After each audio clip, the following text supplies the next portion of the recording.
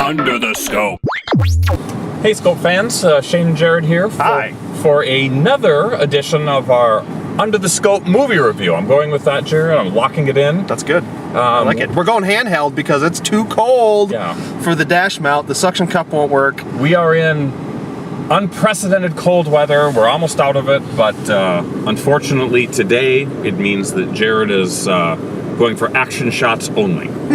But we're going to be reviewing a movie that is in the it's in the talk for Best Picture and all sorts of Oscar nominations as well as other awards. We were talking about the latest from Spike Jonze, the movie simply titled Her. Her, three simple letters that, in their simplicity, belie the complexity of a beautiful film.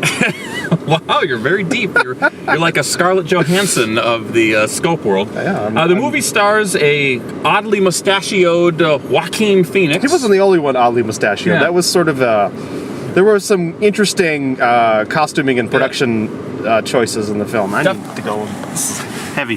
Definitely a futuristic hipster vibe on this one. Yeah. But you've got Joaquin, you've got Scarlett Johansson, as we've mentioned. You've got Amy Adams, Chris Pratt, and Olivia Wilde. Those are the main names. And then a secret cameo from a British star that we will not spoil because apparently they didn't want it spoiled.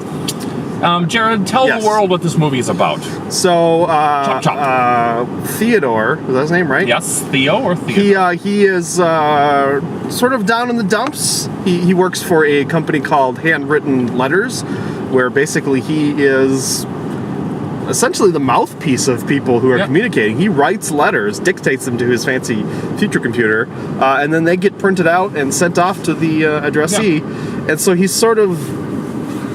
he's an interesting character where he sort of has to get in touch with the emotions and feelings of these people he's never actually met, but he sort of has some issues with his own feelings. Yeah. This is, by the way, this movie is a near future movie. Yeah. I don't know. They certainly don't give it time period, but it's in LA. Maybe 100 years in the future, maybe less than that. I don't know.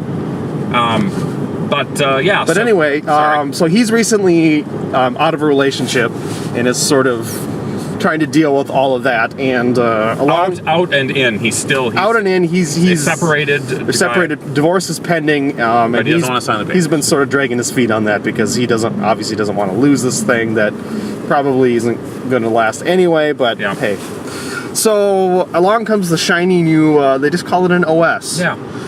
That he installs, I guess, whatever, it's available to him. OS 1. It asks him some personal questions to sort of calibrate itself, and then poof, it's calibrated and collated and assigned to him a personality in the guise of Samantha, which is the voice of Scarlett Johansson. Yep. And Samantha is basically, the person inside the computer that he starts to talk to, his personal assistant, his confidant, all of these things and more as time goes along. His chum. And that's kind of the story, is basically him interacting with Samantha and how their relationship progresses. Yes. And how it affects other relationships around him in meat space. Meat space, I like it. IRL, as the kids call it. Yeah, it tells a delicate and complicated story of a relationship, but it also has this pretty amazing sci-fi twist to it, where sci-fi is definitely a huge part of this movie, both in content and in location. Yes. But it feels extremely natural. It's a part of the film. But it's just part of the world. But it's not the world. Completely believable. The film, the science fiction part of it isn't the point of the film. Yeah. It's sort of a look at where our current technology might progress to, and how we might end up interacting with that, and everything that goes along with that. What I loved about the very first scene in this movie is it shows all of these people walking and talking, looking like they are just like this, we've got this great future society. But the joke is that no one is talking to each other. They're all talking to their little phones, but they have earpieces in. Everybody is in their own compartment and not really interacting with each other. And then oftentimes when people do interact, it's not really healthy interactions. It's the only way to explain it. Yeah, it changes a little bit as it goes on, but it feels like it's a commentary on how we've maybe forgotten how to be humans to each other, and we only know how to interact with our technology, or at least a commentary on where we might be headed as a human race. Yeah, I think it's absolutely relevant and interesting, and the world isn't all bad. It feels like there's a shininess, and everyone, at least in what we saw, everyone isn't killing each other and what have you. But there's also this sadness and alienation, which is kind of the story of Samantha and Leo, in the sense that they're just two completely different people, if you will, and how do you bridge that gap? And it's something we all face in relationships. I think it's interesting. But it's even different. I think it's interesting you just called him Leo when you meant to say Theo. I'm sorry. But there's an interesting thing that I noticed in this film, and maybe it was intentional, maybe it wasn't, but everyone called themselves and called each other by their full names. Nobody ever used any sort of short nicknames, except for one moment. And that was when Theodore was hanging out with Amy, played by Amy Adams. She had recently broke up, and I think that she was showing her game or whatever, but he was lying on the couch, and she was going to get coffee, and she got up and asked him if he wanted anything, and she specifically called him Theo. And I thought that was an interesting touch. Like I said, I don't know if that's intentional, but I'm wondering if that wasn't like kind of a moment of these, just the filmmakers showing these two people actually do connect as proper human beings. Sure. Just, and they, without spoiling it, those two are very important to each other. They have a history. So, I don't know. I thought that was an interesting touch. I do have to say about Amy Adams' role in this, which is completely different than American Hustle. Oh, absolutely. But it was definitely kicking off a bit of a Kristen Wiig vibe to me. Like, they could have been sisters, or Kristen could have been in this movie. Sure. It's just a complete tangent, but it was just something I noticed quite a bit. Yeah. They sort of sounded and looked alike. So, as we're getting close to getting home, Jared, and we're struggling with black ice everywhere. Yikes. What did you think of this film? Is it an Oscar contender? If I were to be the person tabulating the lists of nominees and potential winners, absolutely, 100%. I loved this film. I was in it from moment one and never really waned in my interest at all. No. It's pretty impressive that Joaquin Phoenix, I would be disappointed if he wasn't nominated. Yeah. He acted with himself. I mean, obviously he's having a conversation with his OS, who's not on screen, but we can hear her. But he is, filling the frame and completely inhabiting this character and utterly believable.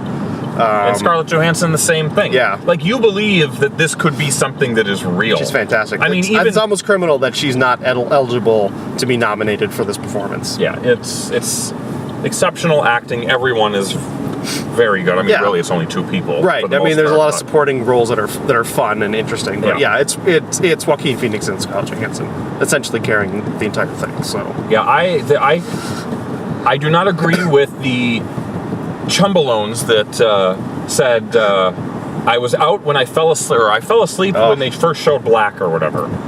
I'm like, you've got to be kidding me. If you're not capable of feeling human emotions, then maybe this film isn't for you. It's a very delicate film. Yeah. It's not scared to be quiet. It's not scared to linger in the moment. It's not scared to be artistic or do fancy pants artistic shots. And it's not a film about technology. Technology is there.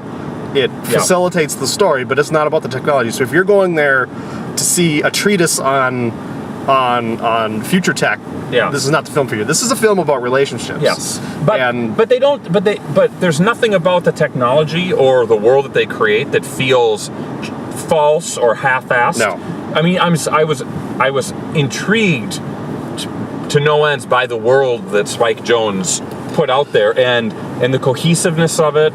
It's oddly sparse. Yeah, the clothing styles were sort of like sort of like weird future 60s with the high-waisted pants and the small collars, and the world just, it almost feels like it's like they're living in a mall, maybe. Yeah, and it was filmed in LA, and then also looked like Singapore was a lot of the outside shots. Okay. Like wherever the world's tallest building or whatever is, that double spire. I think that's where it was filmed. So, so you had there's a lot of Asian influence in the film. Which, I think if the point was to show sort of how future humans might sort of become isolated and only connected to technology, I think it did a good job. Yeah.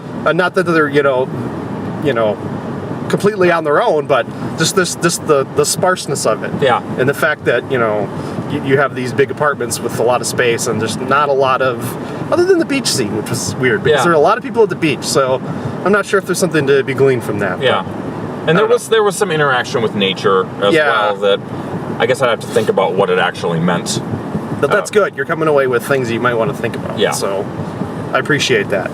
So, this is, I mean, Spike Jonze rarely makes a film that I don't like, and I guess I'm biased coming into it, but I'm absolutely with you. I bought into the concept, hook, line, and sinker. Ooh, we got some police action. Immediately, so we film it. My arm's tired. Probably not. I'll put the camera down for now. Surreptitious driving by the police. What is going on here? There's a lot of police. Woo! Trouble. They were in a dumpster, it looks like, too. Someone trying to throw something in there. I don't know if I have anything that I could even criticize this film for.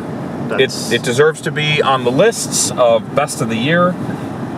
Very difficult roles, as we said. I can't think of anything I would criticize except maybe some weird, awkward sex scenes. But that's probably me. That's probably me and less the movie.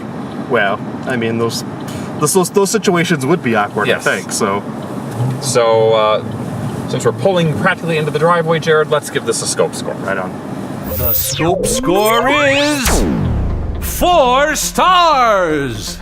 So 4 stars, guys. So there you go. This is an Oscar contender. Right up there. Did you like it better than American Hustle, Jared? I think you did. I did, honestly. I loved American Hustle, but I really, really connected with this film. Jared just wants an OS girlfriend, apparently. Yeah, I guess so. No. All right. Well, we're here. I don't want to waste the heat in my garage, Jared. So and my arm is about to break. There you go, Scope fans. 4 stars. Check this one out. Yeah. Make sure you comment. Make sure you like this video. Yep. This is a big one, guys. Yeah. Go see it. So for Jared, I am Shane. Thanks for watching. Thanks for listening, and we'll be back more with more Under the Scope reviews. Ladies and gentlemen, we find ourselves once again at the end. I hope you've enjoyed our time together. I know I have. Fear not, Scope faithful. Days shall pass as if they were but a moment, and Jared, Adam, and Shane will return with another thrilling episode. Until then, send your comments to comments@thescopeshow.com or leave a voicemail message by dialing 612-21-SCOPE. That's 612-217-2673. Thanks for listening, faithful fans. This is Tony Partington saying arrivederci. Tune in next time to another terrific edition of The Scope.